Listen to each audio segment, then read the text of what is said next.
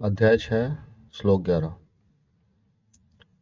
सूचो देशे प्रतिष्ठाप्य स्थिरमासनमात्मना नातुन्निश्चिन्तय नातिनीचम चेलाजिनकुशोत्तरम। अर्थात शुद्ध भूमि में जिसके ऊपर कर्मशकुशा मर्गशाला और वस्त्र बिछे हैं, जो न बहुत ऊंचा है न बहुत नीचा है, ऐसे अपने आसन को स्थिर स्थापन करके। प्रश्न, सूचो देशों का क्या भाव है? उत्तर, ध्यान योग का साधन करने के लिए ऐसा स्थान होना चाहिए जो स्वभाव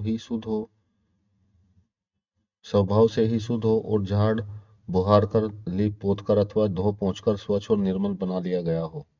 गंगा, यमुना या किसी पवित्र नदी का तीर, पर्वत की गुफा,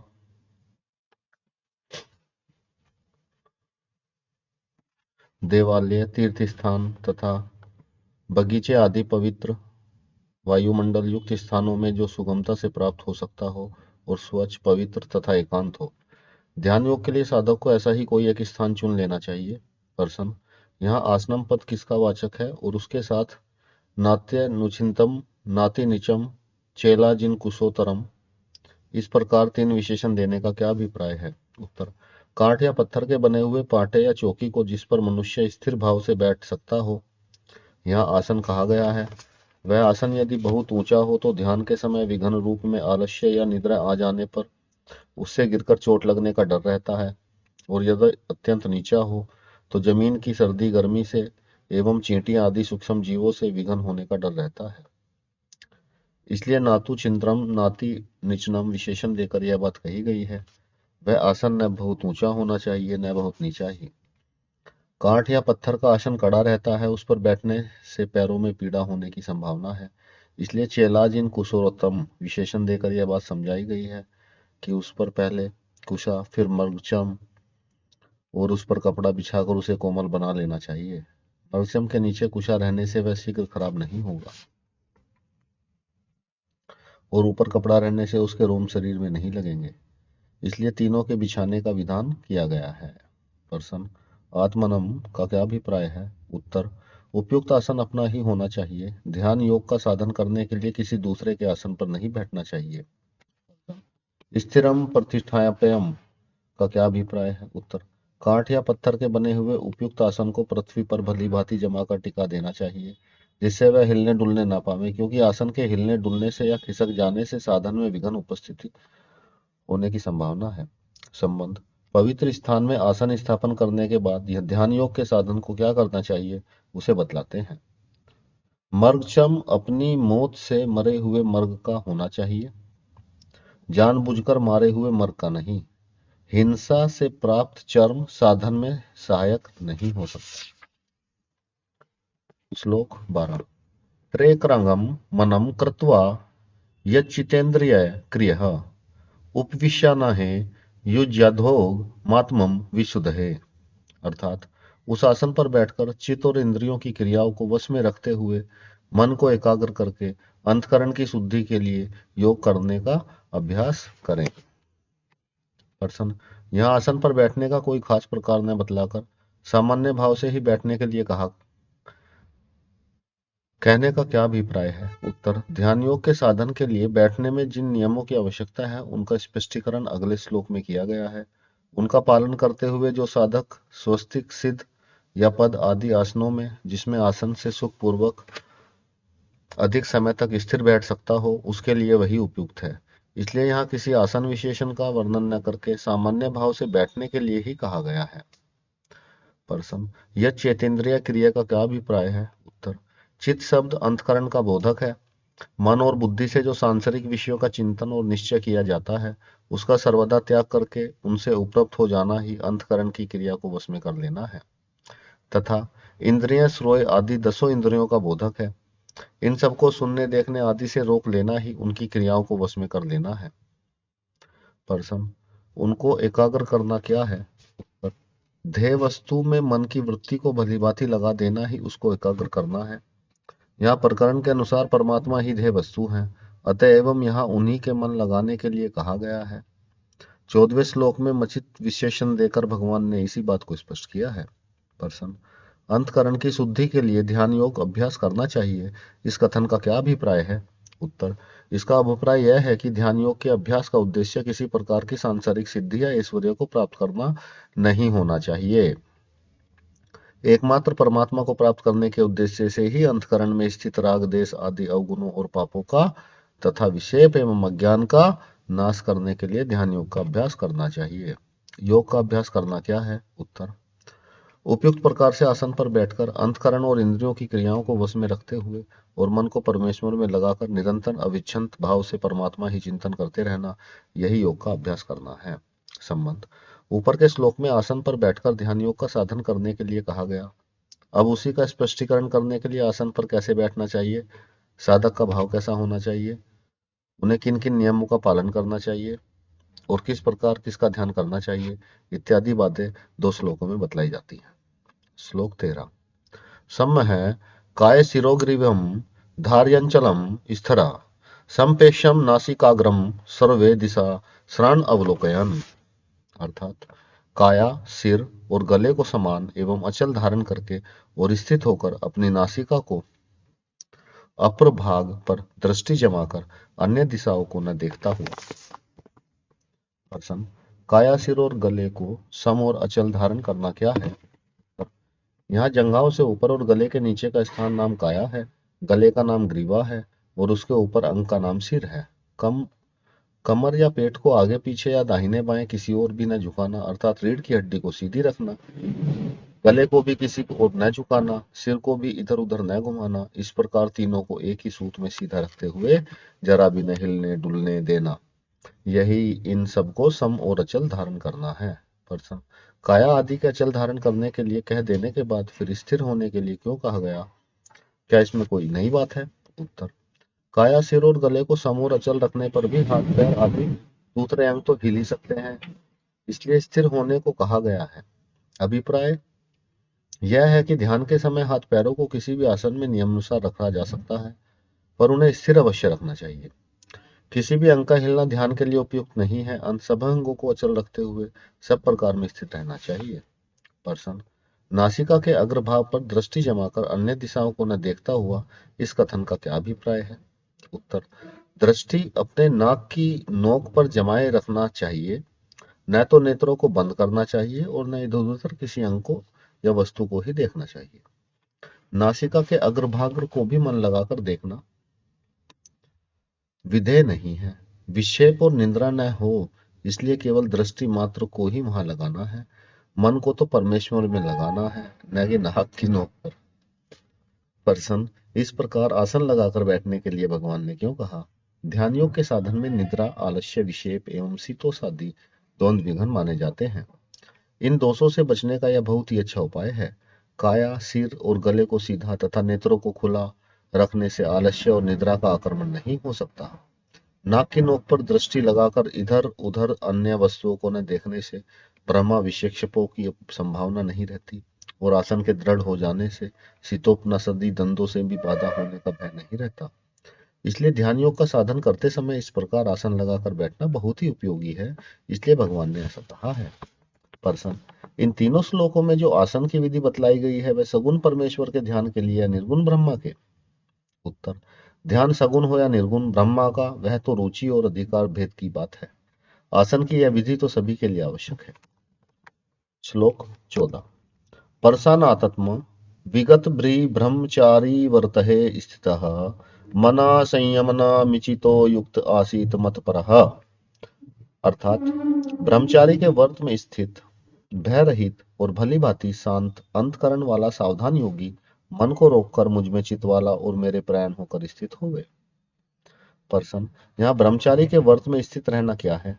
उत्तर, ब्रह्मचार्य का तात्विक अर्थ दूसरा होने पर भी वीर्य धारण उसका एक प्रधान अर्थ है और यह वीर्य धारण अर्थ ही परसनुकूलम भी है।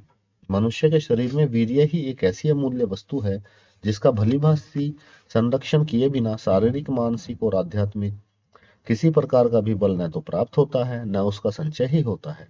इसलिए आर्य संस्कृति के चारों आश्रमों में ब्रह्मचार्य प्रथम आश्रम है जो तीनों आश्रमों की नींव है। ब्रह्मचार्य आश्रम में ब्रह्मचारी के लिए बहुत से नियम होते हैं। जिनके पालन से वीर्य धारण में बड़ी भारी सहायता मिलती है। ब्रह्मचार्य के पालन से यदि वास्तव में वीर्य भलीभांति धारण हो जाए तो उस वीर्य से शरीर के अंदर एक विलक्षण विद्युत शक्ति उत्पन्न होती है। उसका तेज इतना शक्तिशाली होता है कि उस तेज के कारण अपने आप ही प्राण और मन की गति स्थिर हो जाती है। चित्त का एकांत प्रवाह ध्येय वस्तुओं की ओर स्वाभाविक ही होने लगता है। इस एकांतात्मा का नाम ही ध्यान है। आजकल चेष्टा करने पर भी लोग जो ध्यान नहीं कर पाते, उनका चित्त ध्येय वस्तुओं में नहीं लगता। इसका एक मुख्य कारण यह भी है कि उन्हें वीर्य धारण नहीं किया है। यद्यपि विवाह होने पर भी अपनी पत्नी के साथ संयम पूर्वक नियमित जीवन बिताना भी ब्रह्मचार्य ही है। उससे भी ध्यान में बड़ी सहायता मिलती है। परंतु जिसने पहले से ही ब्रह्मचारी के नियमों का सुचारू रूप से पालन किया है और ध्यान योग की साधना के समय तक जिसके शुक्र का ब्रह्मा रूप में किसी प्रकार भी शरण नहीं हुआ है, उसको ध्यान योग में बहुत शीघ्र और बड़ी सुविधा के साथ सफलता मिल सकती है। मनुस्मृति आदि ग्रंथों में तथा अन्य शास्त्रों में ब्रह्मचारी के लिए पालनीय व्रतों का बड़ा सुंदर विधान किया गया है। उनमें प्रधान ये है, ब्रह्मचारी नित्य स्नान करे, उपटन न लगावे, सुरमा न डाले, तेल न लगावे, इत्र फुलेल आदि सुगंधित वस्तुओं का व्यवहार न करे, फूलों के हार और गहने न पहने, नाचना गाना बजाना न करे, जूते न पहने, छाता न लगावे, पलंग पर न सोवे, जुआ न खेले, स्त्रियों को न देखे, स्त्री संबंधी चर्चा तक भी कभी न करे, नियमित सादा भोजन करे, कोमल वस्त्र न पहने, देवता और ऋषि और गुरु का पूजन सेवन करे, किसी के विवाद न करे, किसी की निंदा न करे, सत्य बोले, किसी का तिरस्कार न करे, अहिंसा व्रत का संपूर्ण पालन करे, काम और क्रोध और लोभ सर्वदा त्याग कर दे, अकेला सोवे, वीर्यपात कभी न होने दे, इन सब व्रतों का भलीभांति पालन करे। ये ब्रह्मचारी के व्रत हैं। भगवान ने यहाँ ब्रह्मचारित्व की बात कहकर आश्रम धर्म की ओर भी संकेत किया। जो अन्य आश्रमी लोग ध्यान योग का साधन करते हैं, उनके लिए भी वीर्य धारण या वीर्य संरक्षण बहुत ही आवश्यक है। वीर्य धारण में उपयुक्त नियम बड़े सहायक हैं। यही ब्रह्मचारी का व्रत है और दृढ़ता पूर्वक इसका पालन करना ही उसमें स्थित होना है। प्रश्न, विगति का क्या अभिप्राय है? परमात्मा सर्वत्र है और ध्यान योगी परमात्मा का ध्यान करके उन्हें देखना चाहता है, फिर वह डरे क्यों? अतएव ध्यान करते समय साधक को निर्भय रहना चाहिए। मन में जरा भी भय रहेगा तो एकांत और निर्जन स्थानों में स्वाभाविक चित्त में विक्षेप हो जाएगा। इसलिए साधक को उस समय मन में यह दृढ़ सत्य धारण कर लेना चाहिए कि परमात्मा सर्वशक्तिमान है और सर्वव्यापी होने के कारण यहाँ भी सदा है ही, उनके रहने की बात ही कभ्या ही नहीं है। यदि कदाचित प्रारब्ध का ध्यान करते करते मृत्यु हो जाए तो उससे भी परिणाम में परम कल्याण ही होगा। सच्चा ध्यान योगी इस विचार पर दृढ़ रहता है, इसी से उसे विगति भी कहा गया है। प्रश्न, प्रशांत आत्मा का क्या अभिप्राय है? उत्तर, ध्यान करते समय मन में राग देश हर्ष शोक और काम क्रोध आदि दूषित वृत्तियों को और सांसारिक संकल्प विकल्पों को सर्वदा दूर कर देना चाहिए। वैराग्य के द्वारा मन को सर्वदा निर्मल और शांत करके ध्यान योग का साधन करना चाहिए।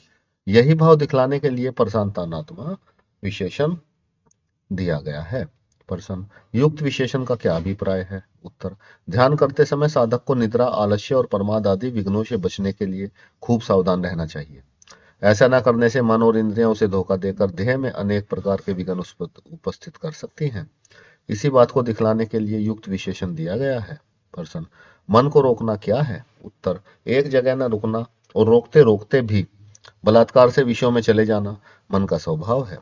इन मन को भली भांति रोके बिना ध्यान योग का साधन नहीं बन सकता। इसलिए ध्यान करते समय मन को ब्रह्मा विषयों में भली भांति हटाकर उसे अपने लक्ष्य में पूर्णतः निरुद्ध कर देना, यानी भगवान में तन्मय कर देना ही यहाँ मन को रोकना है।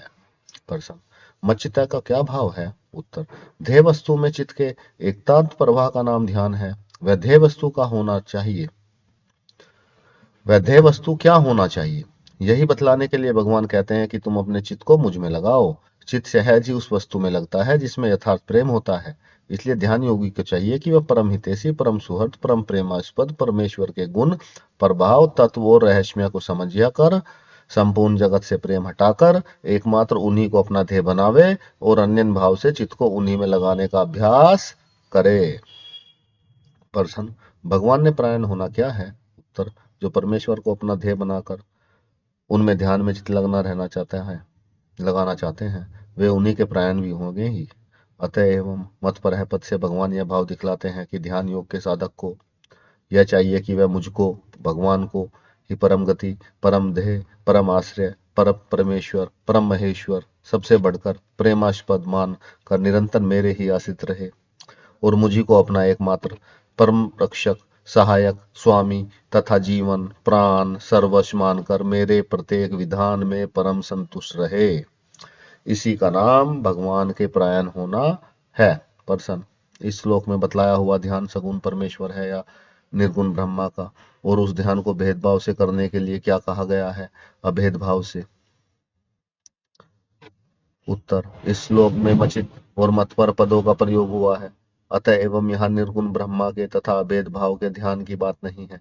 इसलिए यह समझना चाहिए कि यहाँ उपासत्य उपासक का भेद रखते हुए सगुण परमेश्वर के ध्यान की ही रीति बतलाई गई है। पर्सन, यहाँ सगुण के ध्यान की रीति बतलाई गई है, यह तो ठीक है, परंतु यह सगुण ध्यान सर्वशक्तिमान सर्वाधार परमेश्वर के निराकार का रूप है।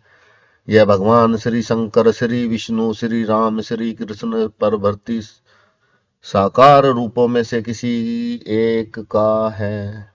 उत्तर, भगवान के गुण, प्रभाव, तत्व और रहस्य को समझकर मनुष्य अपनी रुचि, स्वभाव और अधिकार के अनुसार जिस रूप में सुगमता से मन लगा सके वह उसी रूप का ध्यान कर सकता है।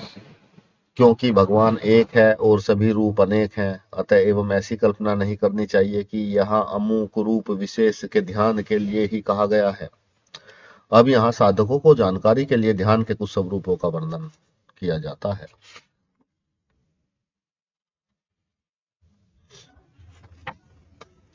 वस्तुतः भगवान के गुण, प्रभाव, तत्व और रहस्य के लिए यह कहना तो बन ही नहीं सकता कि वे यही और इतने ही हैं। इस संबंधों में जो कुछ भी कहा जाता है सब सूर्य को दीपक दिखलाने के समान है।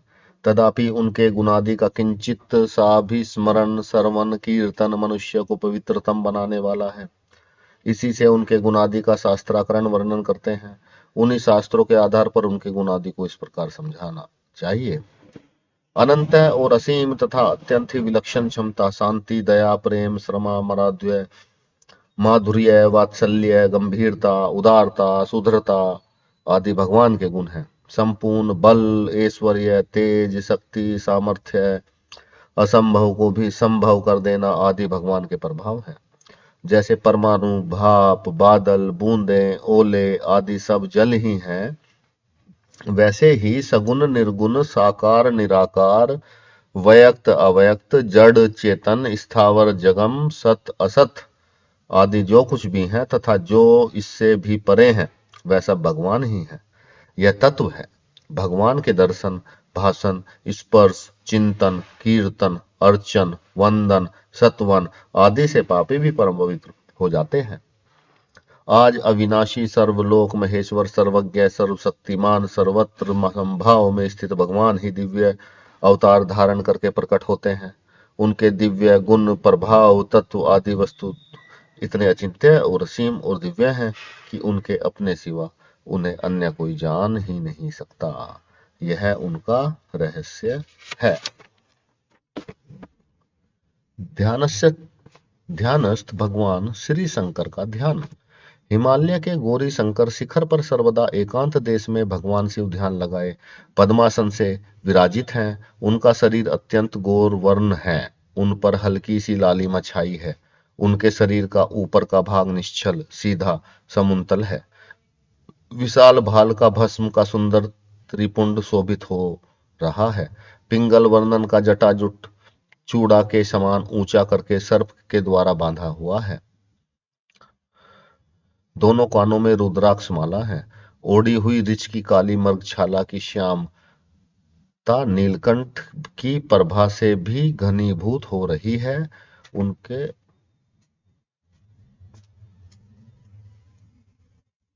तीनों नेत्रों की दृष्टि नासिका के अग्रभाग पर सुस्थिर है और उन नीचे की ओर झुके हुए स्थिर निष्पद नेत्रों से उज्ज्वल ज्योति निकलकर इधर उधर छिटक रही है। दोनों हाथ गोद में रखे हुए हैं, ऐसा जान पड़ता है मानो कमल खिल रहा है। उन्होंने समाधि अवस्था में देह के अंदर रहने वाले वायु समूह को निरुद्ध कर रखा है, जिससे देखकर जान पड़ता है मानो वे जलपूर्ण आडंबर रहित बरसने वाले बादल हैं तथा तरुगीन प्रशांत महासागर हैं या निर्वात देश में निश्चय निष्कल ज्योतिर्मय दीपक है। भगवान श्री विष्णु का ध्यान। अपने हृदय कमल पर या अपने सामने जमीन से कुछ ऊंचे पर स्थित एक रक्त वर्ण के सहृदय कमल पर भगवान श्री विष्णु सुशोभित हैं। नील मेघ के समान मनोहर नील वर्ण है। सभी अंग परम सुंदर हैं और भली भांति से आभूषणों से विभूषित हैं। श्री अंग से दिव्य गंध निकल रही है। अति शांत और महान सुंदर मुखारविद है। विशाल और मनोचार लंबी भुजाएं हैं। अत्यंत सुंदर और रमणीय ग्रीवा है। परम सुंदर गोल कपोल है। मुखमंडल मनोहर मंद मुस्कान से सुशोभित है। लाल लाल होठ और अति सुंदर नीली नुकीली नासिका है। दोनों कानों में मकराती कुंडल झलमला रहे हैं। मनोहर चिबुक है। कमल के समान विशाल और प्रफुल्लित नेत्र हैं और उनमें स्वाभाविक ही दया प्रेम शांति समता ज्ञान आनंद प्रकाश की अजय धारा बह रही है। उन्नत कंधे हैं। मेघश्याम नील पद्म शरीर सुवर्ण पीताम्बर शोभामयान है। लक्ष्मी जी के निवास स्थान वक्ष स्थल में श्री वत्सस्य का चिन्ह है। दाहिने ऊपर के हाथ में सुंदर अत्यंत उज्जवल किरणों से युक्त चक्र है। नीचे के हाथ में कुमोद की गदा है। बाएं ऊपर के हाथ में इतने श्वेत विशाल और विजयी पांचाल शंख और नीचे के हाथ में सुंदर रक्तवन कमल सुशोभित है। गले में रत्नों का हार है। हृदय पर तुलसी युक्त वन माला वैजंती माला कौस्तुभ हमें विभूषित है। चरणों में रक्त जटित बजने वाले नुपुर हैं। मस्तक पर देदीप्यमान किरीट है। विशाल उन्नत और प्रकाशमान ललाट पर मनोहर उधर पुंडक तिलक है। हाथों में रत्नों के कड़े कमर में रत जटित करधनी भुजाओं में बाजूबंद हाथों की अंगुलियों में रत्नों की अंगूठियों सुशोभित हैं। काले घुंघराले केस बड़े ही मनोहर हैं। चारों ओर करोड़ों सूर्य का सा परंतु शीतल प्रकाश छा रहा है। उनमें से प्रेम और आनंद अपार सागर उमड़ा चला आ रहा है। भगवान श्री राम का ध्यान। अत्यंत सुंदर मणि रत्न राज सिंहासन है। उस पर भगवान श्री रामचंद्र श्री सीता जी सहित विराजित हैं। नवीन दुर्वाकल के समान श्याम वर्ण है। कमल दल के समान विशाल नेत्र हैं। बड़ा ही सुंदर मुखमंडल है। विशाल भाल पर उद पुंड तिलक है। घुंघराले काले केस हैं। मस्तक पर सूर्य के समान प्रकाश युक्त मुकुट सुशोभित है। मुनिमान मोहन महान लावण्य है। दिव्य अंग पर पीताम्बर विराजित है। गले में रत्नों के हार और दिव्य पुष्पों की माला है। देह पर चंदन लगा है। हाथों में धनुष बांध लिए हैं। लाल होठ है। उन पर मीठी मुस्कान की छवि छा रही है। बाईं ओर श्री सीता जी विराजित हैं। उनका उज्जवल स्वर्ण वर्ण है। नीली साड़ी पहने हुए हैं। कर कमल में रक्त कमल धारण किए हैं। दिव्य आभूषणों से सब अंग विभूषित हैं। बड़ा ही अपूर्व और मनोरम झांकी है। भगवान श्री कृष्ण का ध्यान। वृंदावन में श्री यमुना जी का तीर है। अशोक वर्षों के नए नए पत्तों से सुशोभित कालंदी कुंज में भगवान श्री कृष्ण अपने सखाओं के साथ विराजमान है। नवीन मेघ के समान श्याम आभायुक्त नील वर्ण है। श्याम शरीर पर सुरवर्त पीत वस्त्र ऐसा जान पड़ता है मानो श्याम घन घटा में इंद्रधनुष सुशोभित है। इंद्रधनुष शोभित हो। गले में सुंदर वनमाला है। उनमें सुंदर पुष्पों की और तुलसी जी की सुगंध आ रही है। हृदय पर बैजंती माला सुशोभित है। सुंदर काली घुंघराली अलके हैं जो कपोलों तक लटकी हुई हैं। अत्यंत रमणीय और त्रिभुवन मोहन मुखारविद हैं। बड़ी ही मधुर हंसी हंस रहे हैं। मस्तक पर मोर की पाखों का मुकुट पहने हैं। कानों में कुंडल झलमला रहे हैं। सुंदर गोल कपोल कुंडलों के प्रकाश से चमक रहे हैं। अंग अंग से सुंदरता निखर रही है। कानों में कनेर के फूल धारण किए हुए हैं। अद्भुत धातुओं से और चित्र विचित्र नवीन पल्लवों से शरीर सजा रखा है। वक्ष स्थल पर श्री वत्सस्य का चिन्ह है। गले में कौस्तुभ मणि है। भौहें खिंची हुई हैं। लाल लाल होठ बड़े ही कोमल और सुंदर हैं। बाके और विशाल कमल के नेत्र हैं। उनमें से आनंद और प्रेम की विद्युत धारा निकल निकल कर सबको अपनी ओर आकर्षित कर रही है, जिसके कारण सबके हृदय में आनंद और प्रेम का समुद्र सा उमड़ रहा है। मनोहर त्रिभंग रूम से खड़े हैं। अपनी चंचल और कोमल अंगुलियों को बंसी के चित्रों पर फिराते हुए बड़े ही मधुर स्वर से उसे बजा रहे हैं। भगवान श्री कृष्ण का ध्यान। कुरुक्षेत्र का रंगारंग है। चारों ओर वीरों के समूह युद्ध के लिए यथायोग्य खड़े हैं। वहां अर्जुन का प्रेम तेजों में विशाल रथ है। रथ की विशाल ध्वजा में चंद्रमा और तारे चमक रहे हैं। ध्वजा पर महावीर श्री हनुमान जी विराजमान है। अनेकों पताकाएं फहरा रही हैं। रथ पर आगे के भाग पर भगवान श्री कृष्ण विराजमान है। नील श्याम वर्ण है। सुंदरता की सीमा है। वीर वेश है, कवच पहने हुए हैं, दोपहर पीतांबर शोभा पा रहा है, मुखमंडल अत्यंत शांत है, ज्ञान की परम दीप्ति से सब अंग जगमगा रहे हैं, विशाल और रक्ता नेत्रों के ज्ञान की ज्योति निकल रही है, एक हाथ में घोड़ों की लगाम है, दूसरे हाथ में ज्ञान मुद्रा से सुशोभित है, बड़ी ही शांति और धीरता के साथ अर्जुन को गीता का महान उपदेश दे रहे हैं। होठों पर मधुर मुस्कान छिटक रही है, नेत्रों से संकेत कर करके अर्जुन की शंकाओं का समाधान कर रहे हैं। संबंध उपयुक्त प्रकार से किए हुए ध्यान योग का साधन फल बतलाते हैं। श्लोक 15 युज्यन्नेव सदात्मानं योगी नित्यमानसः शांति निर्वाण परमः मत्स्यस्थाधिगच्छति।